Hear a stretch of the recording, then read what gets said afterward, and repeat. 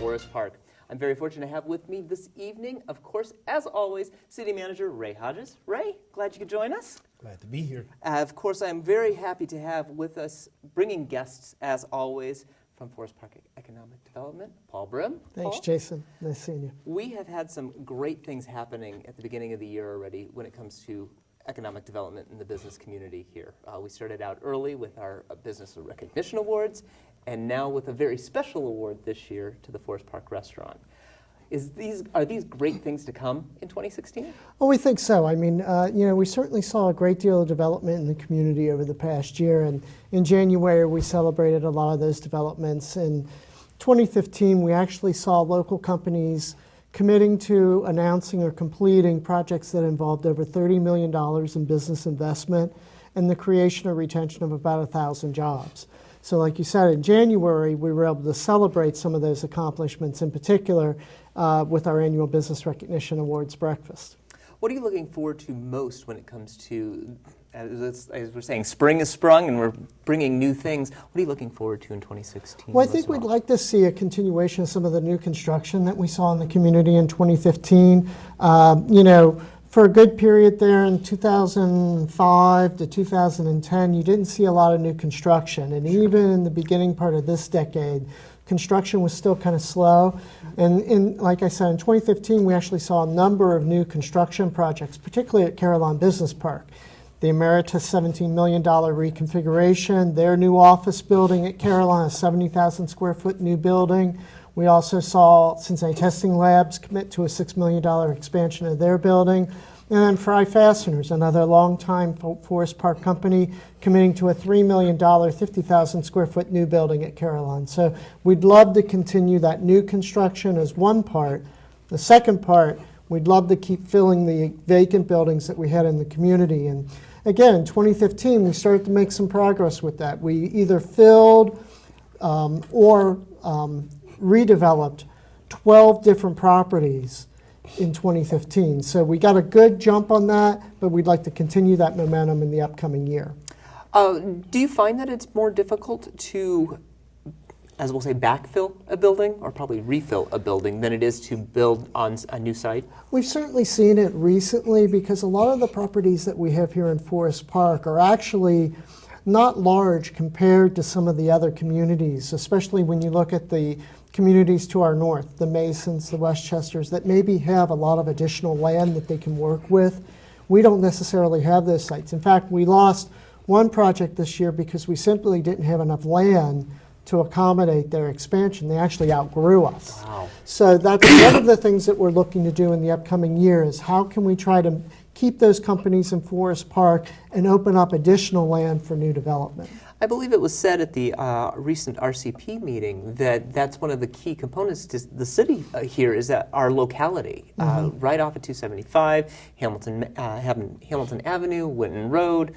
Are these true key factors that makes Forest Park viable? Well, absolutely. We've got a great location. You've got a great access to the transportation network throughout Greater Cincinnati. So 275 connects us up with those northern corridors along 75 and 71, but it also connects us to the west, to Indiana, and then even to the south getting into northern Kentucky. So you have great access points all the way around. Our companies can access airports, whether it's CVG, Dayton, even Indianapolis and Columbus are not out of the picture for our companies to look for air transportation.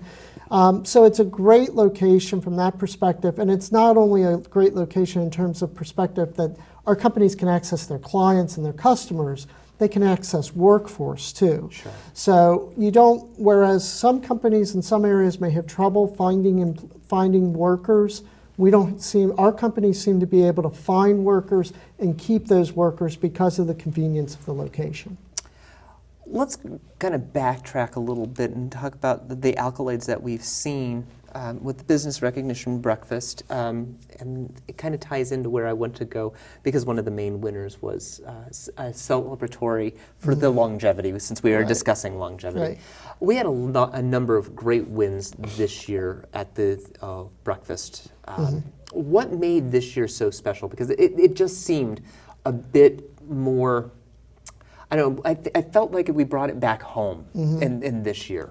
Well, we certainly saw a lot of our companies, a lot of our award winners were existing companies that actually grew their operations here. So if you look at, Kingdom Family Dentistry was one of the Chamber's award winners this year, not only because of their commitment to the Chamber, but to Forest Park as well. We celebrated Cincinnati Testing Labs and their expansion. The big one that we always like to talk about here, the Emeritus Project, was so important to us because it kept one of our largest employers here in Forest Park. It also demonstrated a commitment by the company to redevelop that entire site. So that project not only involves the 600 workers that are Emeritus and the $17 million that they put in the project, it opens up an additional 25 to 30 acres of land for additional development. And as we talked earlier, that's critical to our future to be able to have this land available for new development. And I know I'm kind of jumping a little bit, but when do you feel that land will become available? Because I'm afraid that one day, and it's going to be inevitable, that beautiful building will not be there. But that does open up that vacant. It does open up the land, and it's when we looked at the potential for the property, obviously opening up that land for new development is critical to our future. Emeritus was willing to work with us and to create that solution. It's probably going to be a couple of years in the making. Okay. The building itself is not going to be easy to deconstruct. So, with the marble and the other features associated with the building, plus they want to do it right. So, again, Emeritus is working with us in a partnership. They're not coming to us and saying, this is what we're going to do. They're coming to us and saying, how can we help the community? I think that's a real important, step to be taken. Sure. And I don't know who would be best to answer this one, but do you find that it's different in that regards, that you have somebody that's long-standing like Emeritus that is willing to work with the community like this? I mean, they've grown as much as the city has grown, pretty much side by side, pretty much at that site. Right. You're saying they're willing to help guide this process. Do you find that is a unique standpoint? Oh, I wouldn't consider it unique. It is something we're very fortunate to experience here in the Forest Park area. We've seen it with long-term businesses. We've seen it with relatively new businesses coming in. I think it's perhaps part of the character of the community that the companies found desirable, and they just tend to want to be a part of the community. So it's just fortunate for us that that is the situation with the new businesses and some of the older businesses. I'm going to kind of playing leapfrog a little bit on this, is that one of the main components this year that we're seeing, especially now, since I don't believe it's complete, but the Northland Boulevard project is still going strong. What we've seen is a wonderful transformation of that. And do you feel that that's going to make an impact on 2016, 2017 when it comes to new business, old business? Oh, absolutely. I mean, when you start trying to attract new business investment to an area, the environment that you create is critically important in creating that sense of place for employers to look at the area and say, this is somewhere we want to go. I think putting in that first-class environment along Northland is going to be of a critical importance to us, particularly as we look to redevelop that stretch between Southland and Waycross. The office retail stretch. The light industrial part of this, the manufacturing environment that drifts on Northland towards Route 4, that's always done relatively well for us, and it continues to do well. Matter of fact, if you look at our industrial vacancy rates here in Forest Park, they're actually below the regional average. We're actually under 5% vacancy in our industrial buildings. So if you look at our industrial properties, they're doing fantastic. It's how can we reposition office properties and retail properties in these corridors to make our community more competitive. And I guess what questions are going through your mind? I mean, obviously, there are a number of buildings on there that are vacant, and obviously some have been removed, and we're making those changes. What are those kind of questions that you're asking yourself? Well, I think the key thing that we're looking at is the inventory that we have in place and how we can make that inventory more competitive. Some buildings we've been able to retrofit or move new businesses in. So, for instance, on Northland, we have Sunrise Medical that's moving into a vacant building at 680 Northland. We've been able to attract some other companies to the office developments that are there and start trying to fill those office developments. The office tower is of critical importance to us. We have to figure out what we're going to do with that in the future, because one of the things, and I think we've talked about in the past, for Northland in particular, is building up that daytime population. If we can rebuild the number of people who are working in Northland who would utilize the dry cleaners, an eyeglass shop, an eyeglass doctor, a doctor's facility, a grocery store, whatever we can attract in Northland, that's what's going to help us rebuild the retail environment. But we have to first rebuild that daytime population along Northland to make that work. So taking stock of our inventory, finding out where we can reposition some of these properties. One of the things, and we've talked about it, the areas that we really would like to attract is new medical investment into the community. We honestly feel that we're a little underserved. So finding physician groups, specialty practices, testing facilities, those types of medical users to come into the community is of critical importance to us. And one of the projects that we just completed is we actually are working with a medical user to renovate and rehab the old Walgreens building at the corner of Kemper and, yes. and Winton. So that's an example where we're attracting a dialysis clinic to come in, that they're going to reposition and repackage that building to a more productive use. We're also talking to some physician groups about doing the same thing to buildings along Winton and also along Northland. So that's one of the strategies that we're pursuing, but it's really, you have to do all of this at once. It's not a chicken and egg process. It's, you have to create the environment and attract the investment and use those two pieces to hopefully rebuild some of these areas in the community.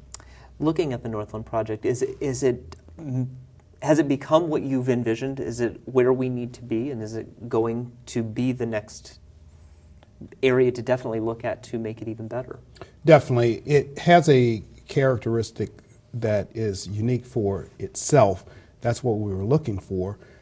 This is just a start. It establishes the framework of what we want. You can see how we want it to unfold.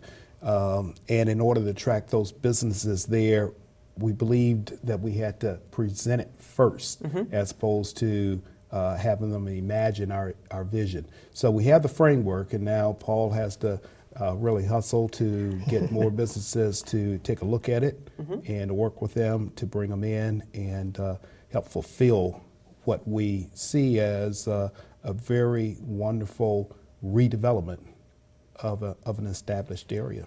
And Jason, we talked about, the importance of our existing businesses staying, but one of the things we saw in 2015 was we were actually able to attract a number of new businesses to the community. And some of those award winners were those new businesses. So ATR Distributing, a software development company that moved into Kemper Meadow, ACPI Systems, an electrical contractor that also moved into a vacant building in Kemper Meadow. Newsall Glassworks, an art gallery and glass shop. It's a really unique use, but they moved into a vacant building in Kemper Meadow. And all three of those projects were investments. Those companies aren't leasing the buildings. They bought the buildings, they renovated them, and you're looking at several $1 million of investment going into those three projects alone. So that's the type of investment we're trying to attract. It's definitely sounding like we're making a great turnaround and in a positive light in what was some dark times economically. Right. Well, Good evening. I'd like to welcome you to the spring edition of Talking with Forest Park. We're very fortunate being spring itself out into the wilderness of the great Forest Park here at the City Center and bringing with him, as always, of course, we start with Ray Hodges, City Manager of the fine city of Forest Park. Ray? Thank you, Jason. Glad to be with you again. I'm glad that we could come to your neck of the woods, so to speak, coming down from the offices here. And of course, this month we have decided to go, rather than, as you said, the department heads who kind of run everything and kind of get things together, let's talk to the people that really get it going. And we're going to go into some really great segments. And it is spring, and we've brought with us people from the great Beautification Department Commission. And Robin Smith you're actually the chair of the beautification. Glad that you can join us. And of course, if people have come to the city, have seen Rachel Wilson, of course, down here. Rachel, how have you been? Very good. And Nice glad to that be you here. can join us as well. We've got a lot to talk about beautification. It's one of those commissions that is often seen but not heard. And we kind of were talking about the need for certain things. But let's talk a little bit about what the Beautification Commission is all about and what they do. I mean, the name kind of says it all, but I think there's a lot more to it. Robin, would you like to? Yes, we are a commission with 7 members and a staff liaison, Rachel, and we actually provide the city of Forest Park with beautification, landscaping, and environmental ideas. And then we provide the holiday contest, of course, beautification award that's coming up in June.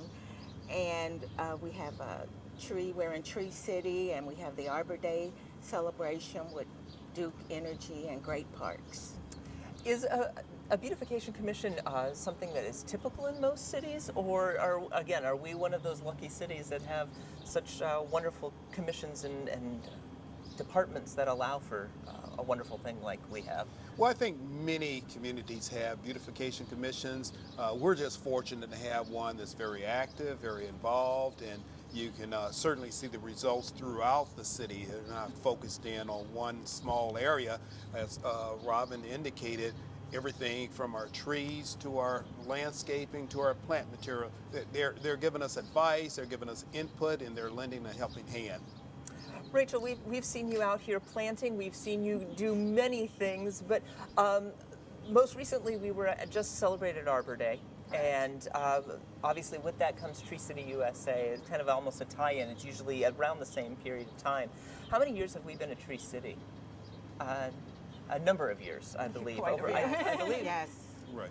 Around Well- 24 maybe? Well, at least 25 according to our sign, but I think it's even greater than that. So that's one of the standards for Forest Park that, as the name implies, Forest Park, Tree Absolutely. City, they go hand in hand. And with that, there's a lot of requirements in order to do so. I know that the board kind of gets together with that. What are its requirements to maintain that? There are 4 basic requirements that we must obtain to. We must maintain a tree board, which is also the Beautification Commission, and we must meet at least 6 times a year, have an official meeting with minutes and an agenda. We have to have a tree ordinance, Okay. which we work with the council to develop that, how we're going to take care of trees and plant new trees. We must spend $2 per capita on urban forestry, and then we also must have a Arbor Day celebration every year. Which, again, all check marks quite easily. With having somebody like Wright Gwynn with Forest Park Environmental, how much easier is it for you as a beautification to be able to talk with someone as knowledgeable as Wright to be able to make things go hand in hand in the city? Oh, it's great. He sends out emails, and he keeps the community very informed with what's going on. With this year's Tree City and with Arbor Day, we were at the corner of Mill and Sharon in the golf course this year, as well as the full corner. When are those decisions made as to the next planting, or do you as the beautification department discuss that, or who discusses the location? It's usually in connection with Great Parks of Hamilton County, Duke Energy, and the International Society of Arboriculture. Okay. We all work together. We usually start planting it in February, Okay. you know. And this year it was very beautiful, the continuation and making a nice, really like a berm almost, so to speak, to kind of quiet the golfers, but yet have something peaceful.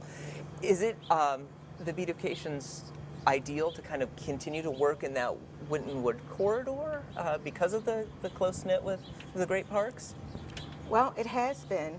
In the past, we've worked on, has it been 3 corners or 4?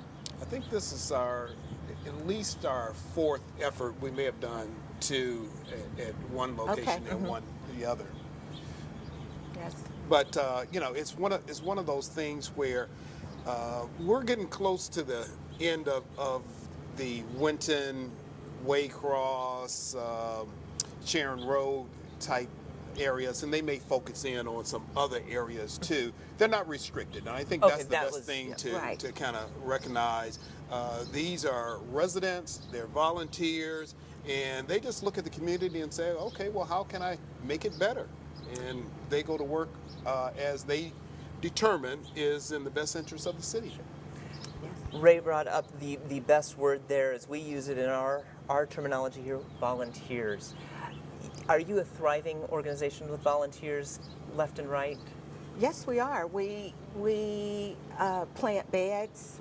We plant the beds for the summer, and we have volunteers. We do need more volunteers for our beautification contest that's coming up. And that was the way I wanted to segue into this. Yes.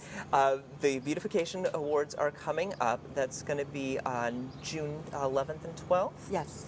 What are the criteria for those residents who are watching who would like to enter their home or their area and be a part of this? Yeah.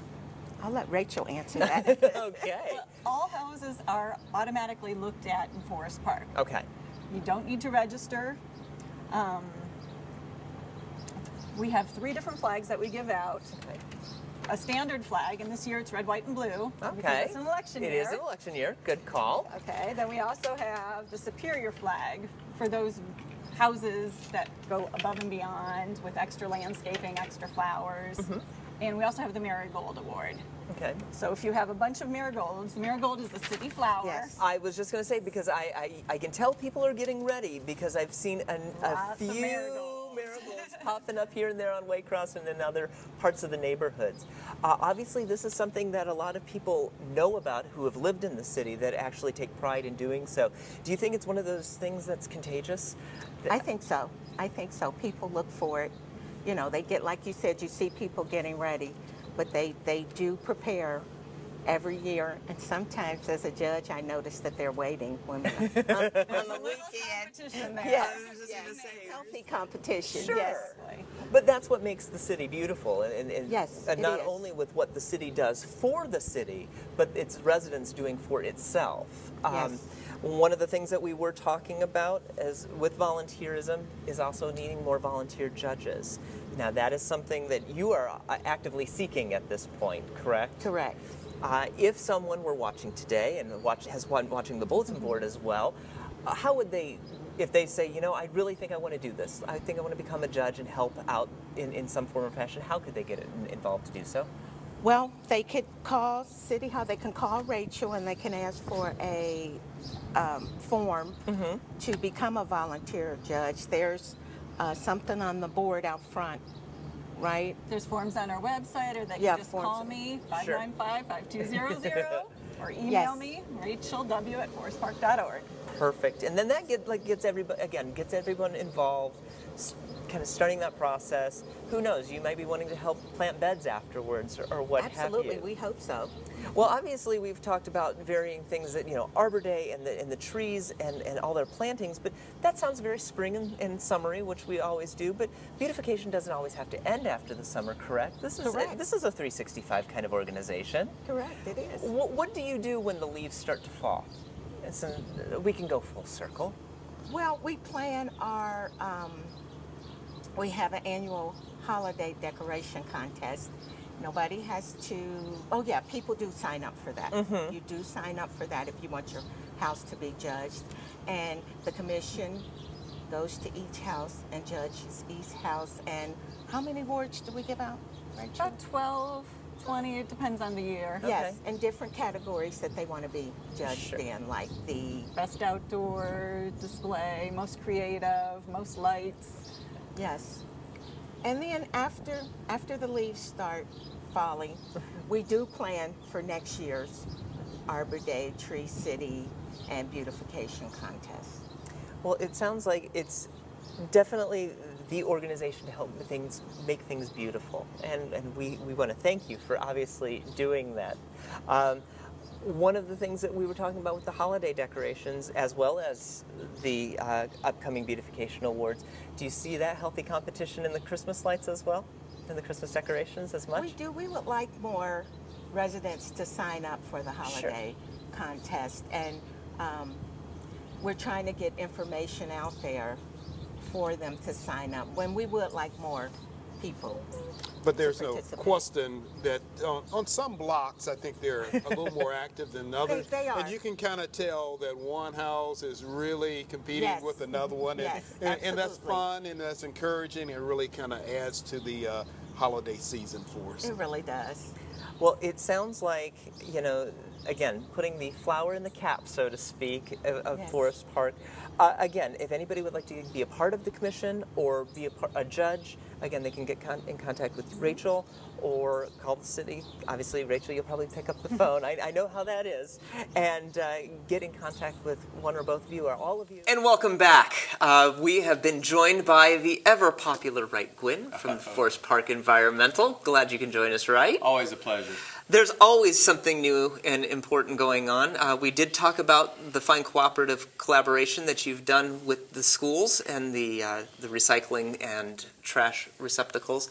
They look fabulous, absolutely. I haven't had a chance to see them, but I've seen some what they're supposed to look like. Sure. And I'm really excited. The stadium, I've been working with Forest Park for 25 years or something, and I've been looking at the stadium. I know a lot of materials go through and gets thrown away, and it's always been a sore spot. And when Steve Denny said, I would really like to develop some kind of recycling program over there, I just said, you're the man. You're the man. You're the man. And so we did have some discussions, and we not only did we work with the schools, but also the Forest Park gardeners. Oh, really? Yes, they Okay. they had some money available, and they wanted to get more involved with the schools, and so they volunteered to pay for this we have a 5 by 6 foot informational sign that's going to go right up at the entranceway of the stadium. Oh, And okay. it's going to tell people about that we have a new recycling program and identify the 2 different containers, and the Forest Park gardeners are paying for that sign. Wow. Right, and so I'm paying for the recycling containers, Steve's paying for the trash containers, and the gardeners are paying for the sign. So it's a great win-win-win. I mean, all 3 absolutely. organizations. Yeah, it was fun to put together. It's interesting that you're saying, after as many years as we've had the new stadium, that this is now the time that we started talking about. What do you think the delay was? I mean, I obviously said you've been like, oh, why? Why now? Oh, there's probably, the school had a lot of things on their agenda, Sure. and they had to work through those things, and it is a new stadium, so they had to work out all the kinks with the new stadium. And I think things take time. And Steve, I've known Steve when he was the principal over at one of the schools, and he allowed the environmental program to go in and do all kinds of programs. He was very open and willing to let us try things. We even did the land lab over at the school and built the land lab, and he was really excited about that. So Steve got into a position with in charge of all the facilities and things of that nature, and he's taken the ball and has run with it. And it's very exciting. So I think everything had to come to this point. And we're here Forest today. Park is still, building on our record as far as trying to recycle more and provide more opportunity to recycle. And I think the school is doing the same thing. He's doing a lot of recycling within the schools as well. And you were integral to that as well, with bringing in a lot of the recycling containers for extra, I don't want to say extra cash, but they always do help you. The dumpsters and everything. For the recycling, we've worked out a deal with him on that. But he's gone in and he has gotten containers for individual classrooms. So we've actually gone one step even further. And he's also interested in the cafeteria and all the materials that gets thrown away in the cafeteria. How can we divert some of those materials from the landfill and use them in different ways? And so he is putting his finger in a lot of different things right now, and it's very exciting to see where he's going to go with it. When we listen to things like this, and we always bring it on, Forest Park always taking the charge, basically, on something that is a very hot topic, being recycling and reuse of items. And again, you don't hear a lot of these great innovative things that are coming about in other cities, but Forest Park obviously takes the charge to do so. Right, and I think one of the things that we need to recognize is we've talked about just a couple of programs here. Wright has a number of programs, and he has some new programs coming out. He has some programs that not only help people in the concept of recycling, but also saving money. And I want Wright to talk about that and share with our listening audience some of the money-saving programs that he is putting in place. You can start from the I don't very know. I beginning. kind of, I like that. I think I'll just go home. I think that was a nice introduction. Well, But people want to know what, what they're getting want to know. into. People want to know. And maybe as part of the lead-in, Wright, you can talk about the fact that this is not just for low-income people. We got some programs that, income is not the factor. So, Well, we have been fortunate to develop some partnerships with other organizations that benefit our residents and also the business community as well. The one I think you're talking about is our energy efficiency Right. program. We have been developing programs along these lines since 2011. I was going to say, And it's some- been about 5 years now. Right, and we started it with the Greater Cincinnati Energy Alliance, and we worked with them for about 2.5 years, and they kind of grew, and we grew with them, and they brought in expertise. We helped subsidize the cost, they helped subsidize the cost, so everybody kind of won. And the homes that we worked on, we did about 179 homes. We winterized them and brought in energy efficient appliances and furnaces and things of that nature, and that worked really well. But they went their own way and we went ours, and then we brought in people working cooperatively, Yes. and they work with a lower income population. There is a income level requirement. You have to be below it. And so we brought them in last year, and we've done around 40 homes. And we help subsidize the improvements for the homes. They have money that they leverage to help pay, and the residents, since they're on a lower income level, they don't have to pay anything. It's true. They just have to qualify and fill out the necessary paperwork. The and hard everything. part. The hard, which is really, Which really the hard is. part. And then they bring in, and people working cooperatively brings in schedules. Everything comes in. It takes a day, no more than 2. That's how they work, and then they're gone. And then we help just pay for the cost. So we have been doing that for about a year now, but we're missing the people above that income line. We had Sure. people working cooperatively, working below the line, but we had a segment of the population that didn't until we worked with, there's a company called Empower Gas and Electric. Okay. They worked with, or are working with the city of Cincinnati. And what they do is, I call it winterizing light. Okay. They go in, they do an audit, they find out what you need, and they will do insulation, air sealing. They will put in a smart thermostat, and they also, if you need energy efficient lighting, they'll give you some LED light bulbs. Okay. So that's all it is. They're going to insulate, air seal, thermostat, and lighting. And that's the low-hanging fruit, but it really makes a big difference in your bills when it comes really hot summers and really cold winters. And so we're starting that. We just got everything approved with the city council. We signed the contract, and my contact's on vacation. Of course. Right, But- right. But he's coming back next week, and so we've got all the promotional material ready. We're going to talk about a startup date. We're hoping to start really pushing this out the 1st of September or right after Labor Day. Which is And- really the great time because the hot season of the summer should be just ending. We're not into the coolness of fall and winter yet. So you've got it ready so that you get the best of both worlds when the time hits. Right, right. And so we put some money aside. So we are going to subsidize some of the costs. Empower has a Duke Energy rebate. Okay. So that will help pay off the cost. But the people with the higher income level, they'll have to pay approximately a third of the cost. Okay. But even still, that's better than Oh, if they would have to do it on their own. Oh, they'll save around 2/3 of what the cost would be. Sure. And then they get lower energy bills. So there's a And so savings they'll there. quickly make up whatever they paid out by the money that they save on their energy bills. So we're real excited about that. I'm interested to see how well that works. And of course, we're dealing with the homes. We still have the tree program going on. I know there's a few trees left, correct? Reforesting Forest Park, right. We do not have any more red buds. Okay. What we do is we subsidize 75% of the cost, so residents only have to pay 25% of the cost. And these trees are 6 foot, or They're approximately a very 6 foot. substantial Nice, tree. nice trees. Yes. Nice trees. And so we have a few serviceberry left, about 3. And then we have some seedless sweet gums and some sugar maples. We have about 10 to 15 of those left.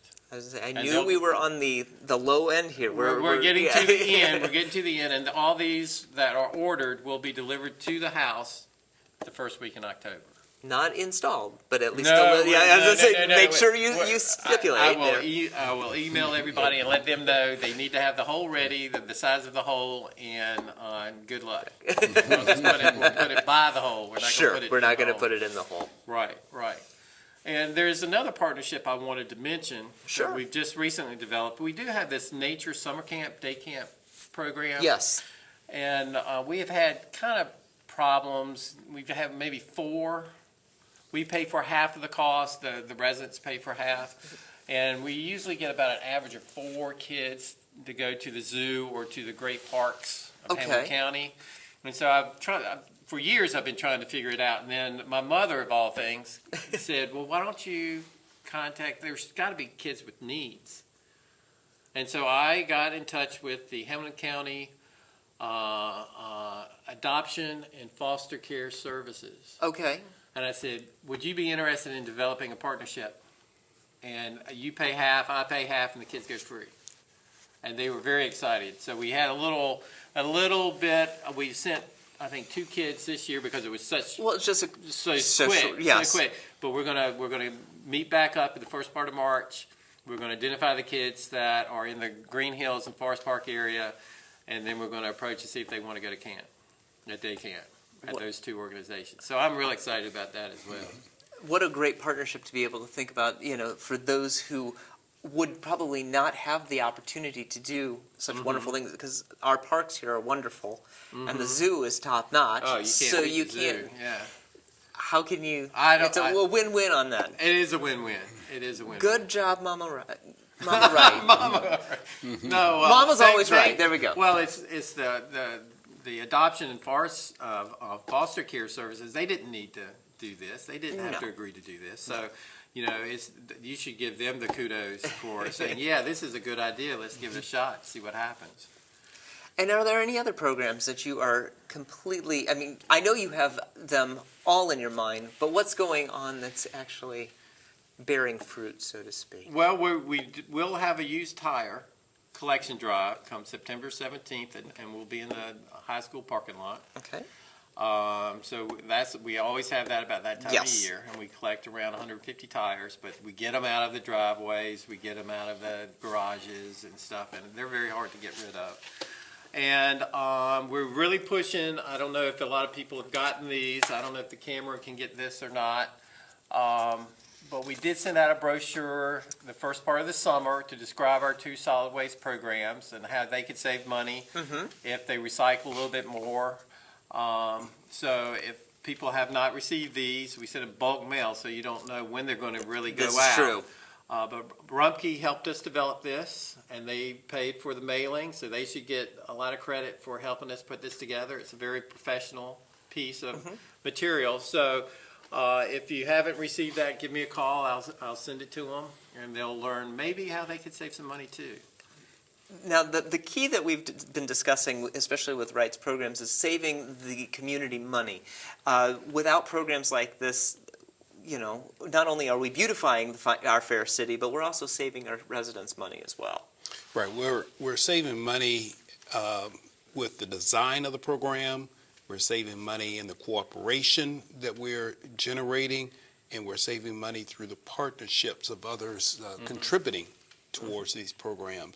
So it's fair to say that Wright has done an outstanding job in saving taxpayer dollars and still delivering top quality, high standard programs. Absolutely. And many of these programs, there may be some similarities in other communities, but they're very unique for Forest Park and very unique for municipalities to be undertaken under this region. So we should thank Wright for all the work that he's done, because they're work that exemplify his dedication to the concept of environmental awareness, but also the service to the general community. Absolutely. We're always thankful to having you on because you explaining the programs that we do have and things that are coming up. Most people don't get a chance to hear about them, or if they do, they may get a piece of paper, but they don't get to hear the complete explanation. So we always thank you for coming on. Well, I can't think of a better place to do it than Forest Park. Absolutely. They've been very generous in letting me, try to make a mistake or something. And so far, I've been very lucky. Well, but you they've still been have a very job. Exactly. But they've been very Right. helpful in letting me do these things. Now, I will add, some of the concepts he's come up with has caused his job to be questioned, but he's always pulled it off. So Obviously, we've always been appreciated. You have produced results that have the I've been city lucky. has been. I've been very lucky. Right. Exactly right. Right, but the last thing I'd say, I think that just shows even in his role there, he's been a leader, not simply a follower. So thank you, Wright. Absolutely. I can't end any better than that, right? Thank you for everything that you do. Of course, I always thank you that. And Ray's correct. This is the way the city should be going, and you're the leader. Well, I appreciate this opportunity to talk on your Waycross Media. I mean, this is a jewel in itself. So we're lucky to have y'all in the community as well. Well, thank you very much. We appreciate that. Ray, thank you for bringing everybody on. This was a great program. What a wonderful way for us to start and end summer and kind of get everybody charged. And believe it or not, the next time we read, it's going to be fall. So, and we'll be discussing cleaning up all sorts of things at that point. Probably will. But until then, Ray, thank you for joining us. Right, as always, thank you. It's a pleasure. And of course, I want to thank you for joining us as well. We've had this opportunity to talk with those in the know in your fair city here on Talking with Forest Park. Have a great evening and see you next time.